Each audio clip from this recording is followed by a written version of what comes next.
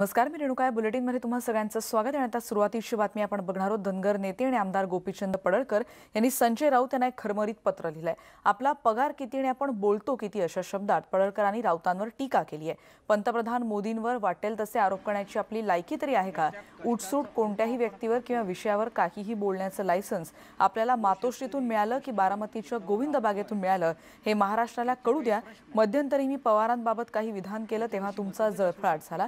ते साहजिकही आहे, कारण आपल्या निष्ठा मातोश्रीपेक्षा पवारांच्या चरणी अधिक आहेत असं शिवसेनेतले आमचे मित्र आम्हाला सांगतात. अशा परखड भाषेमध्ये पडळकरांनी या पत्रामध्ये ही टीका केली. अधिवेशनात पारंपरिक वेशात ढोल वाजवत सदनात शिरण्याचा मी प्रयत्न केला होता. त्यावर राऊतांनी टीकात्मक अग्रलेख लिहिला होता. त्याला उत्तर म्हणून पडळकरांनी हे जाहीर पत्र लिहिलंय. काही वेळापूर्वी या संदर्भात आम्ही गोपीचंद पडळकरांशी बातचीत केली होती. बघूया त्यांनी आपली बाजू काय मांडली आहे. बघा, मुळात मी सामना पेपर वाचत नाही आणि तो आमच्याकडे कुठे येत पण नाही. पण त्यांनी जे सामनामधून टीका केलेली मी सोशल मीडियामध्ये बघितली. पण त्यांची ती सवय आहे कुणाला काही बोलायची. मी त्यांना काही बोलू शकतो, पवारांचा फंटर, खबऱ्या, चमचा, बोलगेवडा, पण मी बोलत नाही तसं.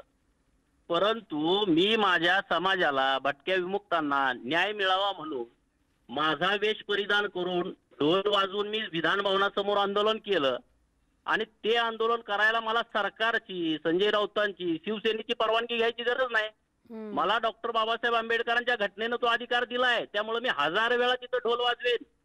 त्यांनी मला तुरुंगात टाकायची भाषा केली. कदाचित त्यांना माहीत नाही, मी अनेक वेळा तुरुंगात लोकांच्यासाठी जाऊन आलोय. तुरुंगातल्या सतरंजीवरती अनेक दिवस झोपलोय. तिथला भत्ता मी लोकांसाठी खाल्लाय. आणि समाजासाठी मला परत तुरुंगात टाकलं तर त्याची मला फिकीर नाही. मी अनेक वेळा तुरुंगात जायला तयार आहे. परंतु त्यांनी राज्यातल्या लोकांच्यासाठी काहीतरी व्हिजन त्या सामनामधून मांडावं. मराठा समाजाला इतका शांततेत चाललेल्या मोर्चाला हे मुका मोर्चा म्हणतात. मग ह्यांच्याकडून काय घेण्यासारखं आहे राज्यामध्ये? मंदिरं जेव्हा आम्ही उघडा म्हणालो तेव्हा त्यांनी प्रचंड टीका केली. नाईट लाईफ मध्ये त्यांना जास्त इंटरेस्ट आहे, त्याच्यासाठी ते लक्ष घालतात. आणि मंदिरं उघडा, मंदिरावरती अनेक लोकांचं जीवन अवलंबून आहे, ज्यांच्याकडे जमीन नाही, जागा नाही, शेळ्या, मेंढ्या, गुरं काहीच नाही, इन्कम ऑफ सोर्स काही नाही. अशा लोकांच्यासाठी भाजपची भूमिका होती. जे तिथले पुजारी आहेत, गुरव आहेत, फुलं विकणारे आहेत, पेढे विकणारे आहेत, नारळ विकणारे आहेत, डवरी समाज आहे, गोसावी समाज आहे, असे अनेक समूह आहेत. पण त्यांना त्यांचं काही पडलेलं नाही. ते उठसूट रोज सामनामधून टीका करत राहतात. त्यांनी महाराष्ट्राचं व्हिजन त्यातून मांडावं. त्यांच्याकडे धमक आहे, त्यांच्याकडे लिखाण आहे, तर चांगल्या पद्धतीने लिखाण करावं. उठसूट मोदी साहेबांच्यावरती टीका करायची, उठसूट फडणवीस साहेबांच्यावरती टीका करायची, खालच्या भाषेत टीका करायची. इथून पुढे अशा पद्धतीनं खपवून घेतलं जाणार नाही. आपण या पत्रामध्ये वेगवेगळ्या विषयांवर भाष्य केलेलं आहे. मग ते सामनामधून लिहून आलेल्या गोष्टी असतील, नरेंद्र मोदींवर केलेली टीका असेल, किंवा पवारांची री ओढण्यावरून संजय राऊतांवर केलेली टीका असेल, आपल्याला या सगळ्यामधून काय सुचवायचं आहे? त्यांना मातोश्रीचं हे खातात आणि गातात गोविंद बागेचं. यांनी ज्यांचं खातायत त्यांचं गायला पाहिजे. गोविंद बागेवरती त्यांचं प्रचंड प्रेम आहे, तिकडचंच ते गात बसतात. आणि त्यांनी आपली आपण तिथं कामाला आहोत, मी कार्यकर्ता आहे, माझं कर्तव्य पार पडतो. त्यांनी काम आहे तिथं काम नीट करावं. त्यांनी फार मोठं घास घेत बसू नये. त्यांच्या बोलगेवड्यापणातून राज्यात काय परिवर्तन झालंय हे याचा त्यांनी अगोदर तपास घ्यायला पाहिजे. आपल्याला असं वाटतं कुठेतरी सत्ताधारी पक्ष जबाबदार आहे. आता जे मराठा समाज विरुद्ध ओबीसी समाज असं एक चित्र बघायला मिळते आरक्षणाच्या मुद्द्यावरून, त्याला सरकार जबाबदार आहे असं आपल्याला वाटतं?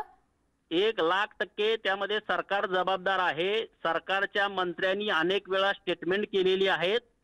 त्यांनी ओबीसीच्या मनामध्ये प्रचंड भीती निर्माण केलेली आहे. मुळात मराठा समाजाच्या आरक्षणाचा कायदा हा ओबीसीला धक्का न लावता अशा पद्धतीने केलेला असताना सरकारमधली लोक मराठा आणि ओबीसी मध्ये दुफळी निर्माण करतायत. ओबीसीच्या मनामध्ये प्रचंड भीती निर्माण झाली आहे. सरकारची जबाबदारी होती ती भीती दूर करण्याची, पण त्यांनी 2-3 महिन्यामध्ये तशा पद्धतीचं काही केलं नाही. आणि मग काल परवा उगच ते स्टेटमेंट करतायत की विरोधकच ह्याच्यामध्ये फूट पाडण्याचा प्रयत्न करतायत. पण ही सरकारची जबाबदारी आहे आणि सरकारनं ही भांडणं लावलेली आहेत. दरम्यान भाजपचे प्रदेशाध्यक्ष चंद्रकांत पाटील काल शिर्डी दौऱ्यावर होते आणि साईबाबांचं दर्शन घेतल्यानंतर त्यांनी संजय राऊत आणि शिवसेनेवर सडकून टीका केली. संजय राऊत म्हणतात, कांजूर भूखंडाच्या प्रश्नात कोर्टानं पडू नये, मग देशात कायद्याचं राज्य नाही तर यांची दादागिरी चालणार का, असा सवाल पाटील यांनी केलाय. शिवसेना संपत चालली असं विधान देखील काल पाटील यांनी केलंय. पाटील यांना राजकीय वर्तुळात चंपा म्हटलं जातं, यावर देखील त्यांनी एक प्रतिक्रिया दिली आहे. बघूयात ते काय काय म्हणाले. न्यायालयीन व्यवस्था संजय राऊतांनी स्टेटमेंट दिलं आहे की न्यायालय सुद्धा आता राज्याच्या अनेक निर्णयांमध्ये हस्तक्षेप करायला लागले. न्यायालयाने तर काय संजय राऊतने घालायचं का लक्ष? या देशाच्या म्हणजे एका बाजूने बाबासाहेब आंबेडकरांना मानायचं, बाबासाहेब आंबेडकरांच्या घटनांना मानायचं. घटनेच्या चौकटीमध्ये ज्या सिस्टीम्स आहेत ते मानायलाच लागतील ना. किंवा एखाद्याला असं वाटलं किंवा ही जमीन माझी आहे आणि तुम्ही अतिक्रमण करताय, तुम्ही काय करायचं? न्यायालयात जायचं नाही, न्यायालयाने निर्णय द्यायचा नाही, न्यायालयानं यांची दादागिरी चालणार होतं. आमचा तोटा झाला, आम्ही काय करायचं करू, पण निर्णय करणारे तुम्ही असताना असं तुमच्या पायावर कशी काय कोरोना मारून घेता? आणि त्यामुळे निवडणुका असू देत, निर्णय असू देत, शिवसेना स्वतःचं प्रचंड नुकसान करून घेते.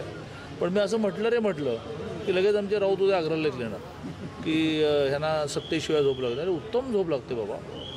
शिवसेनेमुळे नुकसान भाजपचं पण होतं असं वाटत नाही? सोबत नाही ना होणार, प्रश्नच नाही. आमचं होणार तर आम्ही तर आता विरोधी पक्ष म्हणून काम करतो. सत्ता हातात असताना तुमचं होतंय त्याचं काय करायचं?